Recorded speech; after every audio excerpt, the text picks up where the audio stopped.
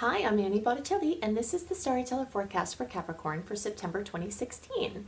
Check out what's new on my blog at anniehelpsyou.com. Also, you can see more about my brand new destination retreats, first ever this fall. So check it out, along with a lot of goodies that I have on my website. So in September, for September, I am calling the theme Triad of Transformation. We have three major events, or three events that are merging together that create this potential, just massive potential for alchemy. The eclipses, Mercury retrograde, and the final Saturn-Neptune square. So I'm going to go into more details about that, and also of note Jupiter is changing signs, which I'll get way more into for next month. But now I want to go into some specific things for Capricorn before I get into the general effects, the general astrological effects. So the eclipses, and I'll get into more detail about the eclipses themselves and the dates and all of that later, but the theme specific for Capricorn has to do with trading in, trying to accomplish things on your own for win-win situations. And if you have Aquarius placements and you watch the Aquarius report, you'll hear some similar themes here, because the way that it's hitting in the signs next to each other, there's a crossover of effect. This is especially important for Capricorns because we know how ambitious Cappies can be. You know, if you're trying to do everything yourself, you feel like you can't trust people with what you need help with, or what the total list of things that have to be done, then this is especially important for you to take note, because that's what the eclipse cycle is asking for. This eclipse cycle got really strong. Well, it started at the beginning, like the spring of 2015 or the beginning of 2015, and it's going to keep going well into 2017, this theme. So for all Caps, this idea of trading in, trying to do something on your own for working together, collaboration, this theme of utilizing resources that other people have in place that you can just plug right into instead of having to just build everything yourself. It's very, very, very important. And the most important part about it is that you can create win-win situations by allowing assistance. So that's a big story that's coming up for you. Now, the early degree placements, so that's December born Caps, or if you're watching for your rising sign, like 0 to 9 degrees, you have an additional theme. And it's possible some of your other Cappies could feel this too, but it might be stronger for the early Caps. This extra theme of Gemini over to Sag energy. So that's like mundane over to expanded. It's technical versus spiritual. You know, it's detailed versus the bigger picture. Studying, moving into teaching. It's taking this more mundane and superficial gathering, researching energy of Gemini and pushing it into a bigger story. For you, maybe the bigger story is taking your work internationally. You know, moving your physical body nationally, your work, anything that you do, or internationally. Just anything that could take what you're doing and make it bigger, take it to the next level, take it out to more people, expand your viewpoint. If you've lived in the same place your whole life, this part of the eclipse cycle might say, hey, it's time to have a different experience. If you've been working on things, transformation internally, and you've been researching, you have gathering information for all this time, it might be time to take it out to the masses, to share that information with the masses. That's a very big theme that's going to come up for many Capricorns. So those are things that are specific for your sign. I'm calling the month of September, the general theme of the month of September for all signs, the Triad of Transformation. There are three events occurring this month: the eclipses, Mercury retrograde, and the final Saturn-Neptune square, that each on their own have their own story and potentials for change. But when converging together, they bring just massive opportunities for alchemy. So I'm going to break these down into their sections. Eclipses are powerful, astronomical and astrological events that occur twice a year. We call them the spring eclipses and the fall eclipses. Of course, if you're down under, that would be opposite. So this fall eclipse for you is your spring eclipse set. But in any case, the eclipses change trajectories. From the astrological standpoint, they change trajectories. So if you're hoping for or supposed to be doing something over here, but you're on this track, it jostles you sufficiently to move your trajectory. And so the amount of force that is necessary to take your path and change it is equal to the amount of force that the eclipses will come with. Sometimes there just needs to be a little adjustment. Sometimes there needs to be a major adjustment in the form of something very life-changing to get people on track. Sometimes the news comes with eclipses that is unwelcome. Sometimes it comes just as the best thing that you could ever hear, and sometimes these things happen both at the same time. Eclipses run in cycles, and the cycle that we're working on now is the Pisces-Virgo eclipse, the Pisces-Virgo polarity. This polarity started in the spring of 2015, or you could say the fall of 2015 for people down under. And the way that this works is the eclipse polarities run over a period of time. These run into spring of 2017. And there's a 4 to 6 month integration rate. So we'll say until almost the end of October of 2017 is when this full storyline is rolling out. So the eclipses work on a certain sector of your life. They work on the general sector for the signs, the Virgo Pisces, and then we talked about for your sign specific what the themes were for the houses. Now, the whole time that these eclipses are occurring, it's taking pieces, working on a project, and moving you along a continuum. So, on September 1st, we have the solar eclipse 9 degrees of Virgo. This eclipse is actually also squaring Saturn, which adds a little bit of a challenging edge to it. Then we have the lunar eclipse on September 16th at 24 degrees of Pisces, and that is conjunct Chiron, which is adding another intense element to it. Solar eclipses tend to bring in new energy. They're new portals of energy that are open. And with the energy of Virgo, this is coming in as new chances to work more efficiently, new chances to have more work if you needed work, or less work if you were working too much, or improvements in your work-life situation. They can also bring major radical changes to your health, to your diet, to your lifestyle. They can bring changes involving pets and animals and your relationship with pets and animals.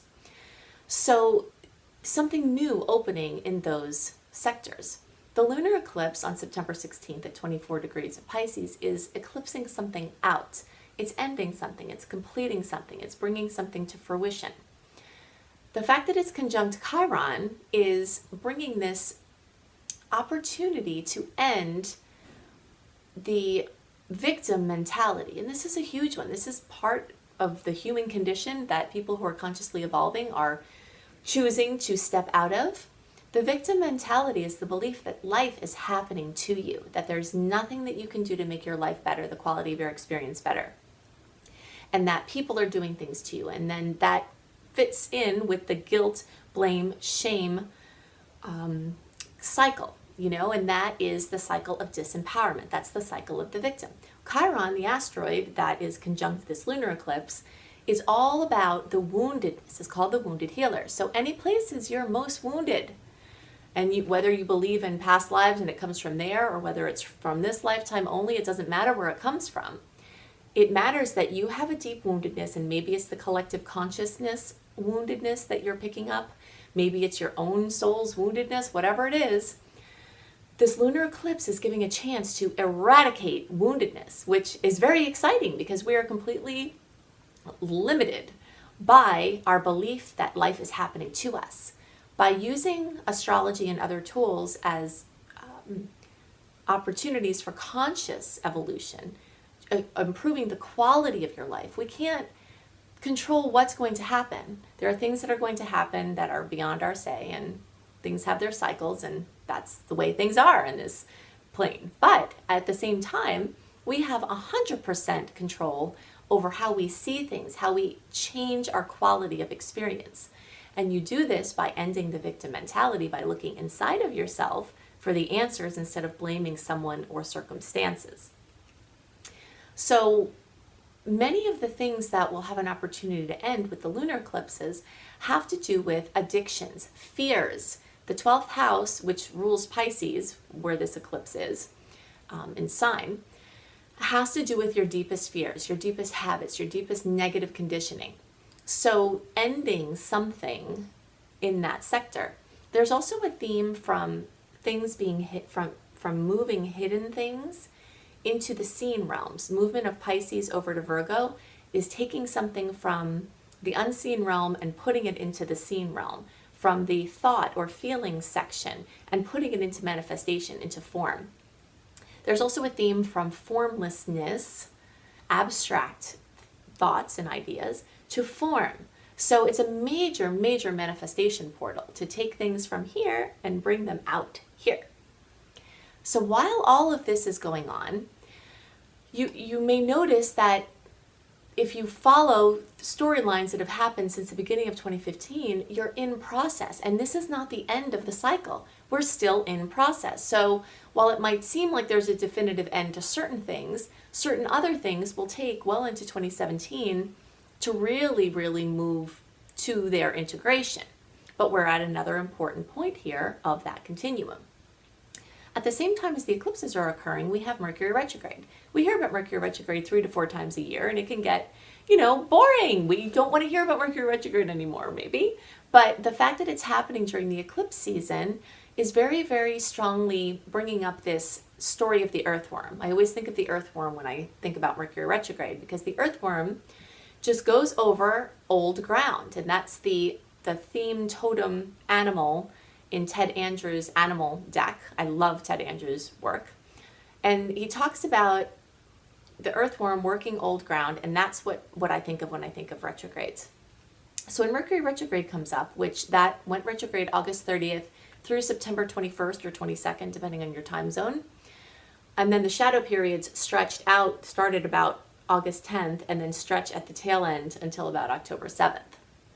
But once it's direct, every day that Mercury gets stronger, you'll feel it, and it's not until October 7th that it regains full strength, but it doesn't mean you can't take some action before then, because that's going to become an open window for taking action. This eclipse time of September is not the time to take action unless it is forced by the eclipses. If there's any way you can put off making your decisions, making your plans into the last week of September, at least if possible, then it's going to be a little bit easier for you.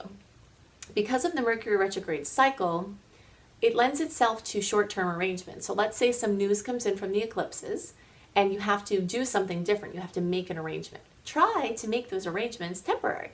Something like a 6-month lease on a house, a 6-month contract, something month to month, or something that has some flexibility in what you're agreeing to, because the Mercury aspect of it tells us that some aspects of what's coming in may have a shorter shelf life and may still be in process. So you can see more about Mercury retrograde, the do's, the don'ts, and such by looking for my Mercury retrograde video. If you search for Annie Botticelli and put in Mercury retrograde, then you can find that there. So the third aspect of this triad of transformation is the final square between Saturn and Neptune. Saturn is the bringer of form, and Neptune is the ruler of Pisces, which is this unseen hidden realm. So there's a big theme, and you're hearing it come in through the eclipses, you're hearing it come in through the Saturn-Neptune, of form versus formlessness, of, the things that you can see and the things that you can't see. And for many people who are doing spiritual work, you can't see a lot of those things. They're not as tangible. But to those of us that dwell in those realms, they're just as real as the things that you can see in front of you. I always think of the idea of cell phones. Nobody ever questions, looking at a cell phone and you're calling someone across the world. You can't see how that's going on. You can't see the cell phone beaming up to the satellite, and whatever else that goes on there. You can't see it, but you trust that it's happening because you see that it's happening. You know, and there are many, many, many, many things that we can't see that are real, that are totally real. And the journey of humanity into these lesser seen realms is part of this clash between Saturn and Neptune. It's telling the story of the battle of the seen and the unseen, the form, the formlessness, you know. So we started this square cycle November 2015. We had the second run in June of 2016, and now this is the final theme. So again, there could be a theme running here of creating a bridge. In my mind, neither one is right. The form and the formlessness, neither is right. They both are real and they both are valid. And so it's up to us to transcend. And we can transcend by building a bridge between the worlds, a bridge between the answers, leaving room for all of it to be right, and finding the ways where we can use all of it for our full multi-dimensional highest expression in this lifetime. So those are the three things that are going on. There's something else, and of course there are lesser aspects. You can always get more information about the lesser aspects that are going on that I don't mention in the horoscopes when you sign up for my free email newsletter. If you go to anniehelpsyou.com, on my front page you can sign up for my free email newsletter, and I write dates to notes and general themes, and I send that out a month before the month that it's talking about, so that you can see what good days, you know, for things for your planning purposes. Something else very noteworthy this month that I'm going to go into way more detail in October is Jupiter changing signs. It's moving into Libra, and so it's been expanding and bringing growth and opportunities in Jupiter for a year, and now it's going to bring mischief and miracles into the house or the sign of relationships. So I'm going to talk about how that will affect your sign specifically and more details about Jupiter next month, because we already had so much to focus on in September. So I hope that you have a wonderful month. If you're interested in learning astrology with me, there might be a few slots left in my astrology apprenticeship program. You can see that on my website, anniehelpsyou.com. I always have new blogs there all the time. I also have my Creating Successful Online Business course if you want to take your light work into the international realms and not be geographically tied. And I have my new Soul Connections destination retreats that are starting. So you can check out more information about my first retreat for this fall. And I hope that you have a wonderful month. I'll see you next month. Bye.